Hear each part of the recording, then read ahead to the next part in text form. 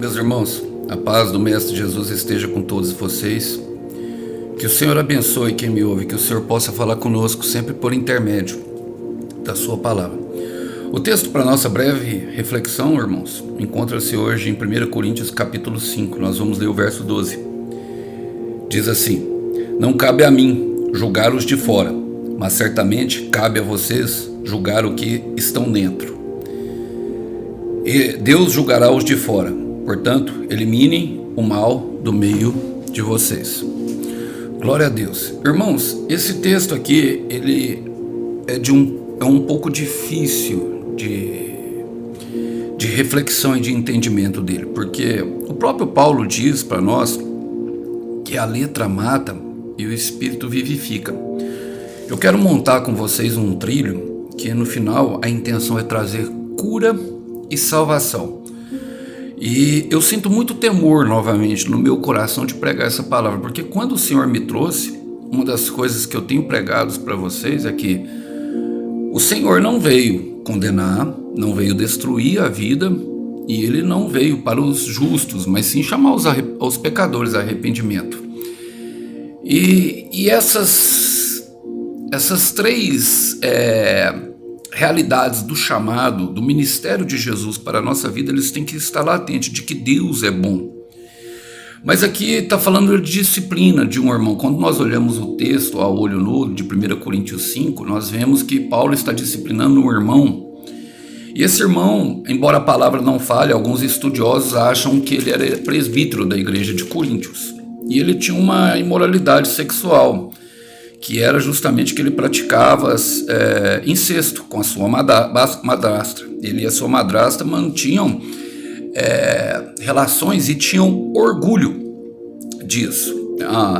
Paulo fala ali nós temos que entender que os versículos e os capítulos, e eu já falei isso em outras ministrações, mas vale a pena relembrar aqui, os capítulos, a divisão de capítulos e versículos, elas foram feitas no ano de 1300 ou 1675, eu não me lembro, se eu não me engano foi a própria igreja ali que fez essa divisão por meio de um censo que ajuda muito, e para falar a verdade é uma bênção, creio que veio pelo Espírito Santo. Mas quando nós lemos a palavra, nós temos que trazer o contexto para não gerar pretexto, e mais do que isso, a menção de quem está falando e a história de quem contou a história, para que nós possamos entender. Então eu peço que tenha um pouco de paciência para me montar. Ele fala: alguns de vocês se tornaram arrogantes, em 1 Coríntios 4, capítulo 18. Logo no final do capítulo 4, pensando que não irei mais visitá-los. Aqui Paulo comenta isso, e ele fala: como podem se orgulhar disso? Quem orgulha é a arrogância. A arrogância e a vaidade, irmãos, são as raízes de todos os pecados, de todo o mal que habita em nosso coração, é ela. E ele fala assim, deveriam lamentar-se e excluir da comunhão o homem que cometeu tamanha ofensa. Embora eu não esteja com vocês em pessoa, estou presente em espírito. E eu creio que a grande chave é essa. Ele fala que não está lá, mas que é o espírito que está lá. Que não está conosco em pessoa, mas que está conosco em espírito. E no final do capítulo 5, ele traz esse versículo que eu li para vocês. Que do versículo 13, Deus julgará os de fora, portanto eliminem o mal do meio de vocês. Eu quero contar para vocês um pouco sobre como eu vim parar no deserto. Na verdade, eu entendi que eu sempre estive no deserto, mas é importante nós sabermos e termos a consciência daquilo que nós acertamos e daquilo que nós fizemos de errado. Para quê? Para que nós possamos expulsar o mal do meio de nós.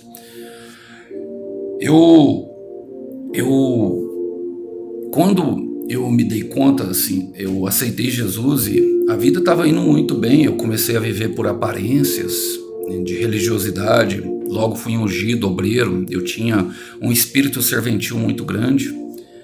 Eu tinha uma capacidade muito grande de amar as pessoas. Eu sempre tive isso no meu coração, sabe assim? E eu creio que veio do próprio Deus essa capacidade de amar. Logo depois diácono e logo depois presbítero. E o Senhor me deu algumas promessas, e no meio disso eu vi que o conhecimento que eu estava sendo que eu estava sendo inserido e era um ambiente que trazia muita alegria ao meu coração, mas que não preenchia o vazio. Então, no meio das promessas do Senhor, por causa daquilo tudo que eu tinha vivido, eu acabei afastando pessoas que amam de mim. Essas pessoas, elas logicamente têm eu estou falando a sua parcela de culpa, mas eu comecei naquele primeiro momento a identificar aquilo que eu procurei identificar o que tinha em mim. E eu comecei a buscar ardentemente o Senhor por restauração de relacionamentos. E quanto mais eu busquei isso, mais eu me via inserido em relacionamentos que machucavam o meu coração. Naquele momento eu percebi que eu precisava olhar para dentro de mim mesmo. Quando eu percebi que eu precisava olhar para dentro de mim mesmo, eu sabia que tinha um mal.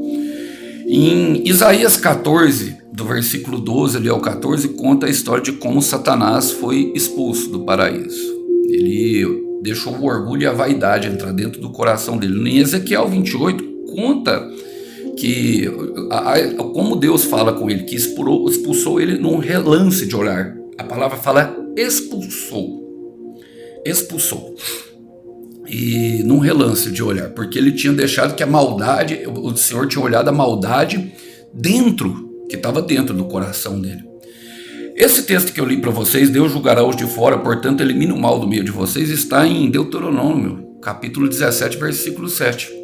É justamente a mesma história que Moisés fala sobre a questão do adultério, ou seja, imoralidade sexual, pecado. Paulo dá uma lista de pecados aqui acima, se vocês forem ler. Eu nem vou entrar nesse contexto para o meu vídeo não ficar muito longo, porque eu quero falar muita coisa ainda. E ali eu comecei a entender, porque o Paulo fala assim, eu não estou com vocês, Paulo era o líder, eu não estou com vocês em presença, mas estou com vocês em espírito. Ele estava remetendo claramente, irmãos, que aquilo que nós deveríamos, aquilo que eles deveriam agir, deveriam ser pelo Espírito. Paulo fala para nós andarmos no Espírito o tempo inteiro. Ele é o mesmo que prega. Ele era o fariseu que matava os cristãos. Ele era o fariseu que fazia separação, que fazia facção. Mas agora ele era um novo homem. E perceba, é muito peculiar o que eu vou falar, porque aquele texto quando eles falam lá em Deuteronômio para expulsar o mal do meio de vocês, é o apedrejamento por meio de pedras, que está em João capítulo 8.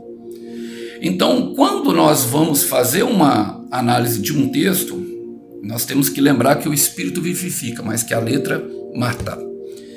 Por isso, os fariseus queriam matar aquela mulher pecadora, atirando pedra nela, enquanto Jesus escrevia o texto, um texto que está em Jeremias 17, versículo 13, falando, eu escreverei o teu nome no pó da terra, para que o vento sopre e jamais serão lembrados. Deus não se lembra daqueles que vivem de aparência. A aparência, ela é algo terrível. Foi pela aparência, para manter a aparência, que eles mataram Jesus. Eles sabiam da palavra, conviveram com Jesus, a palavra viva, mas não a identificaram de perto. Lançaram ela na cruz.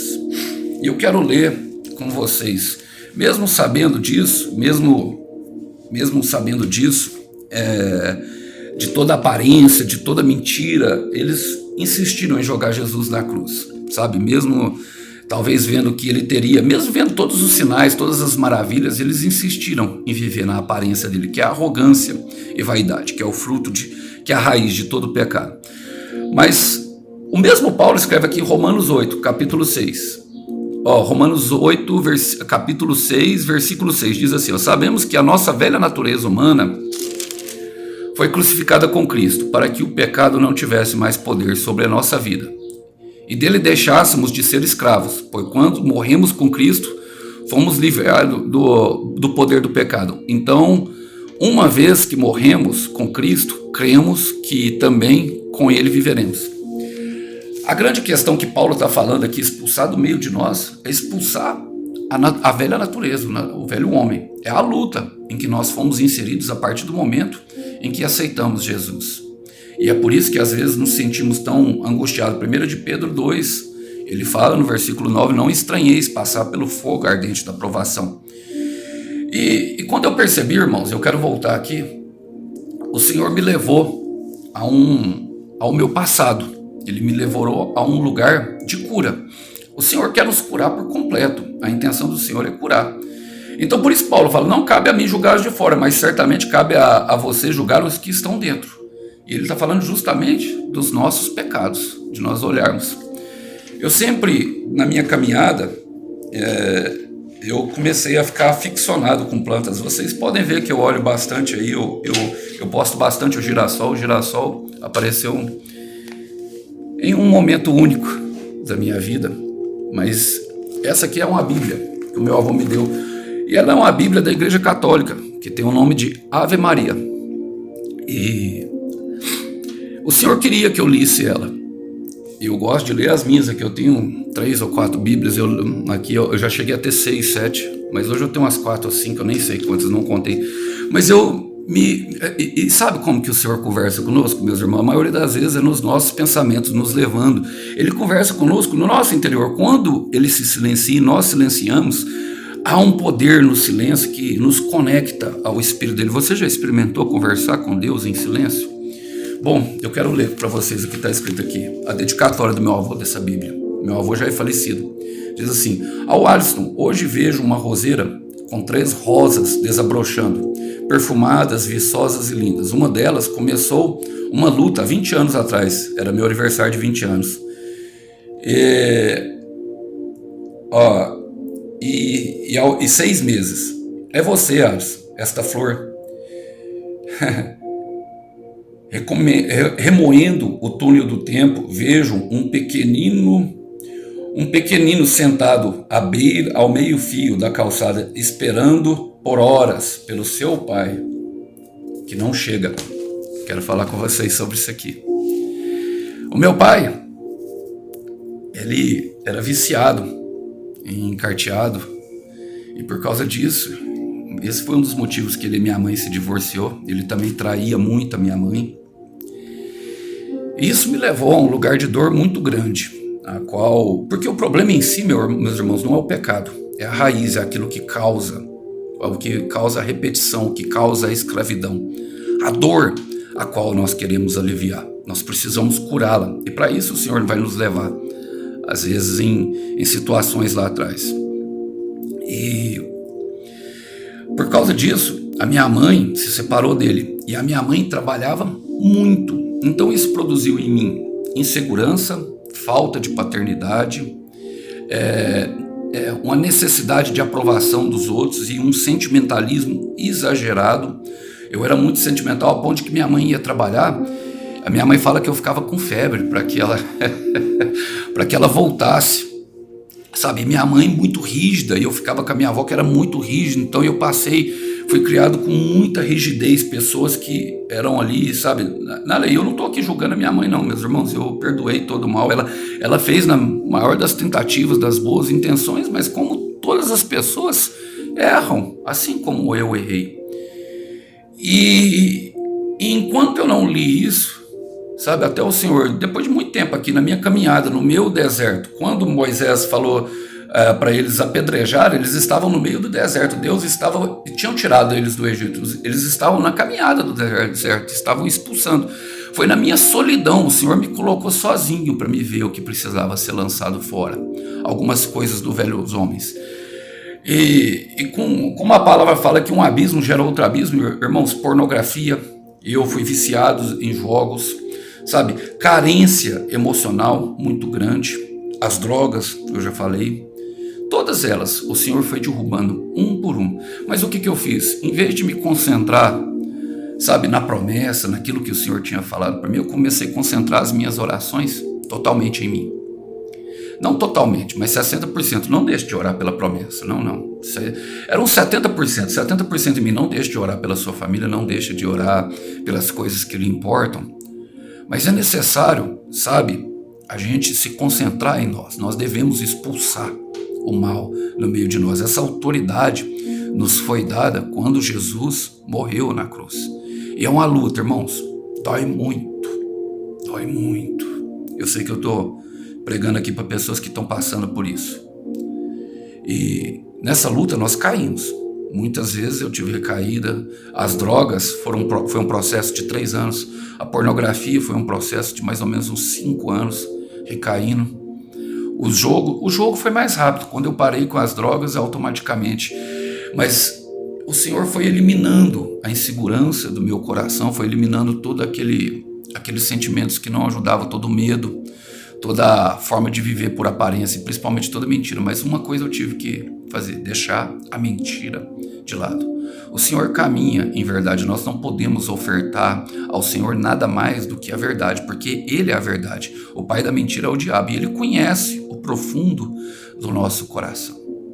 Então, quando for falar com Deus, lembre-se de falar com pressa e falar exatamente tudo. A gente não quer mostrar aquela parte que é ruim, aquela parte que é suja, né? Nós nos mostramos sempre confiantes de que a promessa vai se cumprir e tudo, mas o Senhor conhece as nossas fragilidades. E é necessário que diante as orações, sabe? Os jejuns, as orações, eu orei muito na madrugada, e Ele foi conversando comigo. E eu falo para vocês uma coisa, meus irmãos, eu sei que eu estou pregando para pessoas que talvez nesse momento me ouçam com a lágrima no rosto. Valeu a pena todo o processo de cura, de voltar lá atrás, de perdoar, sabe, quem precisava de perdão, e muitas pessoas eu tinha ofendido, então eu fui atrás das pessoas que nós ofendemos, nós devemos ir atrás e pedir perdão.